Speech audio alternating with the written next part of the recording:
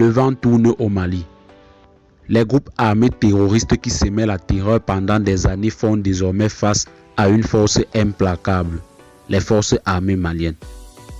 Dans cet épisode, nous vous dévoilons les détails exclusifs d'une opération aérienne redoutable qui a permis la neutralisation de plusieurs chefs et combattants terroristes. Une opération chirurgicale qui marque un tournant dans la guerre contre le terrorisme au Sahel. Abonnez-vous à Tempête de l'info et activez la cloche pour ne rien rater des avancées historiques dans la lutte pour la paix au Mali. Dans la nuit du 28 au 30 juin 2025, des frappes aériennes coordonnées ont été menées dans la région de Mopti, Boulkessi et Gossi.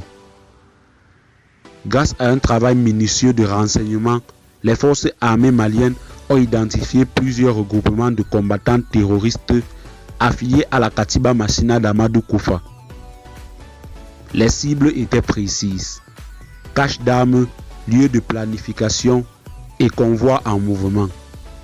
Les drones maliens, épaulés par des avions de chasse de dernière génération, ont lancé des frappes de haute précision. Résultat, selon les premières sources militaires, plus de 35 terroristes ont été neutralisés, dont au moins 3 cadres opérationnels. Parmi eux, un lieutenant direct d'Amadou Koufa, connu pour avoir orchestré plusieurs attaques dans le centre du pays. Mais ce n'est pas tout.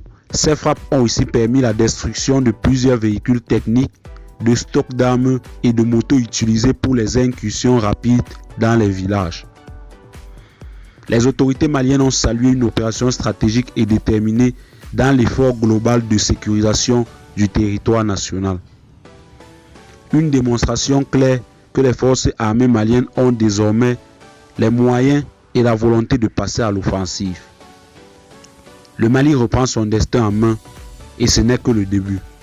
Soutenons nos forces, partageons la vérité et restons mobilisés. Abonnez-vous, likez cette vidéo et partagez-la pour soutenir l'effort de vérité de l'information. La paix n'a pas de prix, mais elle commence par la connaissance.